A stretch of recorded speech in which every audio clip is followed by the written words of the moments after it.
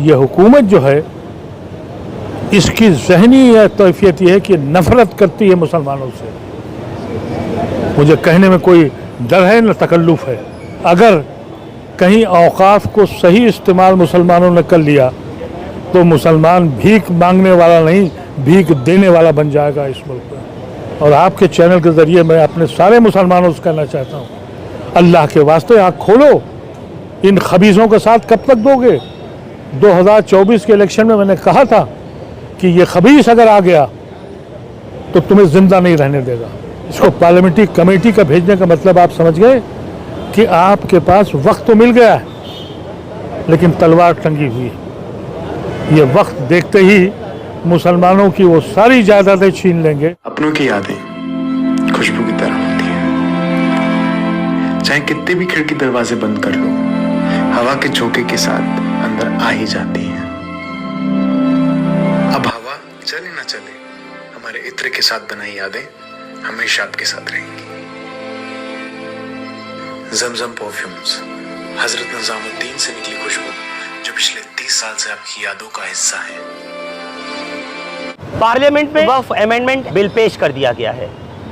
मुस्लिम सियासी, समाजी, मजहबी रहनुमाओं की तरफ से जो बयानात आ रहे हैं उसको लेकर के भी बड़ी अजीब पशुपेक्ष की स्थिति है। असदुद्दीन ओवैसी ने तो यहाँ तक कह दिया कि ये एक दूसरी एनआरसी है, यानी जो मुसलमानों की जायदादें हैं, औकाफ की प्रॉपर्टीज़ हैं, उनको हमसे छीनने की तैयारी है। दूसरी तरफ अब ऐसा भी हुआ है, एक कमज़ोर अगर मैं कहूँ बैसाखियों के ऊपर खड़ी हुई सरकार के लिए तो पहली मर्तबा जॉइंट पार्लियामेंट्री कमेटी को रेफ़र कर दिया गया है, इसको जॉइंट पार्लियामेंट्री कमेटी को। मेरे साथ इस वक्त पूर्व सांसद अदीब साहब हैं। अदीब साहब, हिंदुस्तान लाइव में आपका खैर मकदम करता हूँ। शुक्रिया। बिल पेश हो गया है, मैं आपसे पूछना चाहता हूँ कि इसकी ज़रूरत क्या थी, और अगर अब ये बिल पेश हो गया तो क्या मुसलमानों को इसमें इतने घबराने की, डरने की ज़रूरत है, जैसे असदुद्दीन ओवैसी ने कहा, जैसे मौलाना अरशद मदनी ने कहा, या दूसरी और जमातें कह रही हैं? अदीब साहब, हमारे देश के मसालों की तो बात ही अलग है। भुने पिसे रंगीन और स्वादिष्ट मसाले सबको शेफ बना ही देते हैं। अब बनाइए हर दिन वीकेंड नूरी के साथ। जब हर घर बने बिरयानी तो मिले हर एक निवाले में नूरी के बिरयानी मसाले का स्वाद। कोरमे के शौकीन हो तो आज ही ले आओ नूरी का कोरमा मसाला। लाएं आपके घर हमेशा हमारे मसालों की याद। आज ही ले आइए नूरी के मसाले। देखिए, एक बात बिल्कुल वाज़ेह है कि ये हकीकत है कि बीजेपी सरकार कमज़ोर हुई है 2024 में, लेकिन मुसलमानों के ख़िलाफ़ उसकी क़ुव्वत और बढ़ गई। और इस रिज़ल्ट के बाद हम ये समझते थे कि हुकूमत कमज़ोर हो गई, लेकिन उसने ये तय कर लिया है कि जो कमी पिछली बार रह गई थी हम उससे बुरा हाल इस कौम का करेंगे। ये वक्फ अमेंडमेंट जो बिल आज लाया गया, मैं इससे इसलिए वाकिफ़ हूँ कि 2013 में जो अमेंडमेंट हुआ उस सेलेक्ट कमेटी का मैं मेंबर था, और इस बिल को पास कराने में 2013 के बिल का मेरा उसमें हाथ था। हमने पूरे हिंदुस्तान में मुसलमान जितने भी इस स्टेक होल्डर थे उनसे मशवरा करके, उनसे बात करके और उनको समझा कर वो बिल लाए थे हम, जिसमें हमने वफ़्द को मजबूत किया था। यहिया साहब, हमारी बदनसीबी ये है कि मुसलमानों ने औकाफ को समझा ही नहीं, औकाफ को लूटा हम ही ने है। हमारे मुतवल्ली मुसलमान, हमारा चेयरमैन मुसलमान, हमारा स्टाफ मुसलमान, लेकिन हम उसे खाते रहे। लेकिन आरएसएस ये बात जानती थी कि हिंदुस्तान में रेलवे के बाद सबसे बड़ी जायदाद का कोई मालिक है तो औकाफ है। ये सोई हुई कौम उसको लूटती रही, उसने फ़ायदा नहीं उठाया। उसको ये एहसास हो गया आरएसएस वालों को कि अगर कहीं औकाफ को सही इस्तेमाल मुसलमानों ने कर लिया तो मुसलमान भीख मांगने वाला नहीं, भीख देने वाला बन जाएगा इस मुल्क में। इसलिए इनकी नज़र थी वहाँ पर, और उस नज़र का नतीजा ये है कि ये बिल लाए, और बिल लाने के बाद किसी से भी मशवरा नहीं किया। किससे मशवरा करते? जो हमारी जायदाद है, मुसलमानों का मसला है, मुसलमानों से बात करनी थी। ये हमारी, अब क्या हमें मस्जिदें भी हमारी तय करेंगे, नमाज कौन पढ़ाएगा? आप सोचिए कि कितने ख़तरनाक इसमें इशू। 4 लाख से ज़्यादा औकाफ हैं। कहते ये हैं कि इसका हम फिर से रीसर्वे करेंगे, 400 अमला बच जाएँ तो बच जाएँ। ये हुकूमत जो है, इसकी ज़हनी कैफियत ये है कि नफ़रत करती है मुसलमानों से। मुझे कहने में कोई डर है न तकल्लुफ़ है। अफसोस ये है कि जब ये हो रहा था और ये शुबा था, तो हम लोगों ने पिछले 5-6 दिनों से अलायंस के सारे पार्टनरों को ख़त लिखे, उनसे मिले जाके।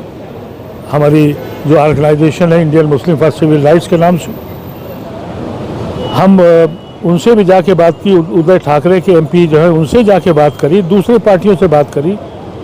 फिर ये ख्याल आया कि ये 2 जो सहयोगी हैं इनके, जो बैसाखी के, इनसे बात की जाए। तो कल उनके MP TDP वालों ने कहा कि हम आपके साथ हैं। हमने सुबह बात की KC त्यागी साहब से, हमारे पुराने दोस्त हैं और वो सोशलिस्ट मूवमेंट में रहे, लेकिन वो नतीश के फ्रॉड में फंसे हुए हैं। उन्होंने कहा कि नहीं हम रोकेंगे इसको। मैंने उनसे कहा भी कि कुछ छोड़ोगे, कुछ भी नहीं छोड़ोगे, या हमारे इमामों का फैसला भी तुम करोगे? अब 2 गैर मुस्लिम उसमें आएंगे। अरे अगर 2 गैर मुस्लिम हमारे बोर्ड में आएंगे तो अपने मंदिरों के ट्रस्ट में 2 मुसलमान भी रख लो। वो क्यों नहीं रखते? अयोध्या में जो मंदिर बना है मुसलमानों की ज़मीन पर है, अरे भाई वहाँ तो कम से कम हमें बना दो यार एक ट्रस्टी। बेशरम लोग उसमें ला के आदमी भरते हैं। अफसोस ये है कि KC त्यागी ने 11:15 बजे मुझे अशोर्ड किया और 2 बजे लल्लन ने जो तकरीर की है वो दिल को छू गई और तकलीफ पहुंचाई कि ये गिरगिट इस काबिल नहीं है कि इनसे बात भी की जाए। और आपके चैनल के ज़रिए मैं अपने सारे मुसलमानों से कहना चाहता हूँ, अल्लाह के वास्ते आँख खोलो। इन खबीज़ों का साथ कब तक दोगे? 2024 के इलेक्शन में मैंने कहा था कि ये खबीस अगर आ गया तो तुम्हें ज़िंदा नहीं रहने देगा। अरे नहीं, मैंने उनसे कहा था कि 370 पास किसने कराया? नीतीश कुमार ने।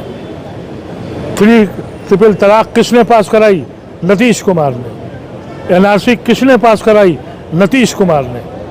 अगर थोड़ी सी भी शर्म थी, मुसलमानों के वोट से इतने ही जीते, थोड़ी सी भी शर्म थी तो इसको टर्न डाउन कर देना चाहिए था। इसको पार्लियामेंट्री कमेटी का भेजने का मतलब आप समझ गए कि आपके पास वक्त तो मिल गया है लेकिन तलवार टंगी हुई है। ये वक्त देखते ही मुसलमानों की वो सारी जायदादें छीन लेंगे। किस तरह से छीनेंगे अदीब साहब? असल में हमारे जो दर्शक हैं वो भी इस बात को लेकर के कई सवाल कर रहे हैं, अभी भी कमेंट आ रहे हैं और लोग पूछ रहे हैं कि जो छीनने का मकसद है वो किस तरह से है। दूसरी बात, एक बहुत अहम चीज़ इन्होंने ये भी कहा है कि अब जो 2013 का इन्होंने अमेंडमेंट करना है इसको एक्ट को, उसमें इन्होंने 2 महिलाएं चाहे बोर्ड में हो या सेंट्रल काउंसिल में 2 महिलाओं को साथ में रख के किया, तब क्या बुराई है? छीनेंगे कैसे और बुराई क्या है? सवाल ये है, महिला हो या मर्द हो, अगर वो दीन को नहीं जानता, उसका जवाब नहीं है वहाँ। ये बर्बाद क्यों हुई वक्फ बोर्ड?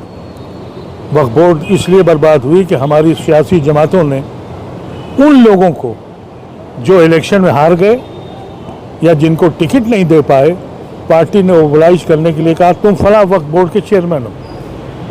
अब वो आदमी, सियासी आदमी, उसको ये मालूम ही नहीं है कि वक्फ की ज़मीन अल्लाह की ज़मीन है। तुम मालिक नहीं हो उसके, ट्रस्टी हो, मैनेजर हो। लेकिन जब वो आदमी वहाँ पहुँचा, उसको औकाफ के मतलब ही नहीं मालूम थे, उसने लूट खसोट मचा दी और वक्फ को बर्बाद कर दिया। हम लोगों ने 13 में ये कोशिश करी कि चेयरमैन वो बने जो वक्फ को समझता हो, ये जानता हो कि ये अल्लाह की, जो आदमी अल्लाह की ज़मीन में ख़यानत करता है वो जहन्नुमी है। और आप कह रहे हैं कि आप औरतों को रख लीजिए, आप कह रहे हैं कि आप फला को रख लीजिए, ये कोई तमाशा है? अरे ये तो रसूलुल्लाह सल्लल्लाहु अलैहि वसल्लम के ज़माने से ये रिश्ता है। अगर हमने इसको समझा होता। और दूसरी बात ये कि आप कौन हैं गैर मुस्लिम हमारे औकाफ के मसले में बात करने वाले। अगर आप हैं तो हम आपके मंदिरों के ट्रस्ट के हकदार भी बनते हैं, ट्रस्टी बनने के। है हिम्मत तुम में? अरे हजारों साल से मंदिरों पे पंडितों का कब्जा है। अरे वहाँ भी तो दलितों को भेज के दिखा दो, वहाँ नहीं दिखाओगे? पार्लियामेंट में भी 33% अगर आरक्षित करो सीटें तो वो भी महिला रिजर्व कर दो जी, वो नहीं किया जाता है। ये देखिए बहुत ख़राब वक्त है। और मैं आपके चैनल के ज़रिए, क्योंकि बहुत लोग देखते हैं, मैं आपसे कहता हूँ, मुदब्बिराना अपील है मेरी, अभी ये लड़ाई ख़त्म नहीं हुई है, बच गई है। आप जहाँ पर भी हैं 100 आदमी 200 आदमी मिलकर प्रेसिडेंट ऑफ इंडिया को एक चिट्ठी डालिए और उसमें लिखिए कि ये हमारा फंडामेंटल राइट है, वायलेशन है कॉन्स्टिट्यूशन का, हमारे हुकूक को तोड़ा जा रहा है। एक खत डालिए। जितनी जमातें हैं, दीनी हों, सियासी हों, जिस तरह की भी जमात हैं, वेलफेयर की हों, सब ये काम करें कि प्रेसिडेंट ऑफ इंडिया को 2 करोड़ से कम सिग्नेचर भेजें कि हमें कब बख्श करोगे, कब हमें छोड़ोगे तुम लोग। और प्रेसिडेंट इंडिया, उनको याद रखना चाहिए कि वो प्रेसिडेंट ऑफ इंडिया हैं, उनको देखना चाहिए कि ये जो जुल्म हो रहा है। दूसरी बात, जो हम लोगों का काम है, हमारी तंजीम हिंदुस्तान के बेहतरीन वकला को कांटेक्ट करेगी। हम सुप्रीम कोर्ट भी जाएंगे, लेकिन आपको पता है सुप्रीम कोर्ट के फैसले अब ये होते हैं कि आवाम क्या सोच रही है। बाबरी मस्जिद के फैसले पर हर बात उन्होंने मान ली कि इलीगल थी, मट्टी वो मंदिर वहाँ गलत रखा गया, मस्जिद गुनाह किया गया, लेकिन क्यों दे दिया? कहा कि आवाम ये चाहती है। तो आवाम को समझाने के लिए सेंटीमेंट्स को बनाइए, प्रेसिडेंट के पास पहुंचाइए, और उन खबीसों को जो आपके नाम से पहुंच के चोला बदल के इन्होंने हुकूमत बनवाई है, इन पे लानत भेजा कीजिए सुबह शाम। इनको जो सपोर्ट करते हैं उनसे उनका बाइकाट करिए, उनको खानों पे मत बुलाइए, उनसे शादी ब्याह मत करिए। एहसास दिलाइए कि गद्दारों के साथ और मुनाफिकों के साथ जो होना चाहिए वो आप करेंगे, तब आपकी कौम जुड़ेगी, नहीं तो आप ऐसे ही रुसवा होते रहेंगे। अदीब भाई, आज जो है सच्चर कमेटी की रिकमेंडेशन की बात की गई हो या के रहमान खान की रिपोर्ट को लेकर के आज उसका भी तस्करा पार्लियामेंट में हुआ, चाहे राहुल गांधी हो, अखिलेश यादव हो या तमाम लीडर्स, अपोजिशन ने इसको लेकर के आवाज़ ज़रूर बुलंद की। लेकिन क्या आपको लगता है, क्योंकि आप जेपीसी में मामला चला गया, तो क्या लगता है कि ये वक्फ अमेंडमेंट बिल रुक सकता है? एक सवाल है बहुत बड़ा। जी, हम अगर प्रेशर बनाएंगे तो रुक सकता है, रुकना नहीं, इसको कैंसिल होना चाहिए। रुकने का मतलब ये कि अगर आप अभी छुपे बैठे हुए हैं, जब मिलेगा खून से मार देंगे। लेकिन देखिए, सच्चर कमेटी की बात हम सब करते हैं, मैंने ये बात बहुत बार कही है, आज आपके सामने भी कह रहा हूँ। सच्चर साहब ने कोई बहुत बड़ा कारनामा नहीं किया था ये बता के कि हम सबसे पिछड़े हैं। दुनिया को मालूम था, सिर्फ उन्होंने उसको ज़ख़म को खोल के दिखा दिया था। लेकिन सच्चर साहब ने जो अपने रिपोर्ट में 10वां चैप्टर है औकाफ का, वो लिखकर मुसलमानों पर इतना बड़ा एहसान किया था। और उन्होंने कहा था कि अगर इस औकाफ की ज़मीनों को सही तरीके से इस्तेमाल किया जाए तो इनकी रेंटल इनकम से आपको आपके स्कूल के पैसे की ज़रूरत नहीं है, आपके हॉस्पिटल को पैसे की ज़रूरत नहीं है, आपके बच्चों को स्कूल की फ़ीस देने की ज़रूरत नहीं है। ये वो कारनामा था। उसके बाद ही इत्तेफाक से हम पार्लियामेंट में आ गए और हमको ये मौका मिला कि लोकसभा से जो बिल पास हुआ था 13 में, हमने उसको राज्यसभा में टर्न डाउन कराया। सच्चर कमेटी की रिपोर्ट बनी। रहमान खां वो माइनॉरिटी के मिनिस्टर थे। रहमान भाई ने, हमारे साथियों ने दिन रात कोशिश करके, अफसोस कि 13 में ये अमेंडमेंट आया और 14 में सरकार चली गई। मुसलमान आज भी गाफिल है अपनी औकाफ से, लेकिन आरएसएस जानता है कि अगर ये असासा छीन लिया तो ये ता हयात भिखारी रहेंगे। हमको भिखारी बनाने की ये सारी साजिशें हैं। मैं समझता हूँ कि अलायंस ने जो आज सपोर्ट किया है हम उसके मशकूर हैं, और हम उसके मशकूर रहेंगे और तवक्को करेंगे कि आगे वो हमारी मदद करेंगे। और अगर इन्होंने बेईमानी से या किसी तरीके से बिल करार लिया तो मैं उम्मीद करता हूँ कि पार्लियामेंट के बाहर या सड़कों भी हमारे साथ आएंगे। तो ओवैसी जो कह रहे हैं वो सही कह रहे हैं कि ये जो वक्फ संशोधन बिल है ये एक एनआरसी है दूसरी तरह से? बिल्कुल सही बात है। वो ऐसी क्या कह रहे हैं, सभी ये कह रहे हैं। भाई ये तो आप कह दिया हम बिल लेके आ रहे हैं परसों, किससे पूछा? तुम्हारा लेना देना क्या? मुसलमानों का मसला, मुसलमानों की जायदाद, मुसलमानों की सुलह, उनसे पूछा था। तो ये आखिरी हरबा है। मैं समझता हूँ कि हमको अब होशियार हो जाना चाहिए। और वो लोग जो इसको सेलेक्ट कमेटी में ले गए, मैंने ये बात सुबह कही थी केसी त्यागी साहब से कि जब ये बुरा है तो सेलेक्ट कमेटी का क्या मतलब है? अरे इसको भेजिए बाहर, रिजेक्ट कीजिए, फिर सारे स्टेक होल्डर्स को बुलाइए, मुस्लिम पर्सनल बोर्ड को बुलाइए, मुस्लिम जमातों को बुलाइए, मुस्लिम प्रोफेसरों को बुलाइए, औकाफ में जो बड़े बड़े लोगों ने काम किया उनको बुलाइए। फिर अगर सिंसियरली करना चाहते हैं, वो तो सिंसियरली नहीं करना था, उनको तो हमारी रूह कब्ज़ करना है, सिर्फ ये बात है। बहुत बहुत शुक्रिया अदीब साहब आपका। कुल मिलाकर के अदीब साहब ने एक बात बिल्कुल वाज़ह तौर पर कही है। इन्होंने कहा है कि अगर ये बिल जिसको बुरा माना जा रहा है, यानी जो सियासी जमातें हैं, ख़ास तौर से वो सेक्युलर जमातें जो मुसलमानों के वोट से इक़्तिदार में आती हैं, जो कि ताज व तख्त पर बैठकर राज करते हैं, कम अज़ कम उनको अपना पूरी तरीके से जो पक्ष है वो क्लियर करना चाहिए।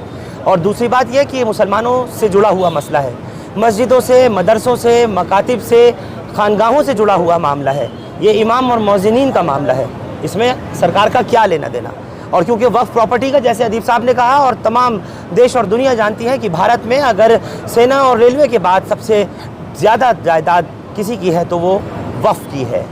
अब ऐसे में अगर सरकार इसके ऊपर नाक की तरह कुंडली मार के बैठती है या उनका नज़रिया कुछ और है, वो तमाम चीज़ देखने वाली बात है। जेपीसी में यानी जॉइंट पार्लियामेंट्री कमेटी में अब जब ये इसको भेजा गया है, उसमें क्या इसके नतीजा निकल कर के सामने आएगा ये भी देखा जाएगा। लेकिन सरकार की मंशा के ऊपर, नरेंद्र मोदी हुकूमत के ऊपर एक बार बहुत बड़ा सवाल या निशान मुसलमानों को लेकर के ज़रूर लग गया है। आप लोग हमारे साथ प्रेस क्लब ऑफ इंडिया से इस खबर पर जुड़े, आप सबका बहुत शुक्रिया। हिंदुस्तान लाइव फरहान या यूट्यूब पर सब्सक्राइब कर सकते हैं और क्लिक कर सकते हैं बेल आइकन हमारी खबर की पहली नोटिफिकेशन के लिए। फेसबुक पर हमारा पेज हिंदुस्तान लाइव फरहान या फॉलो और लाइक कर सकते हैं। Thank you for now।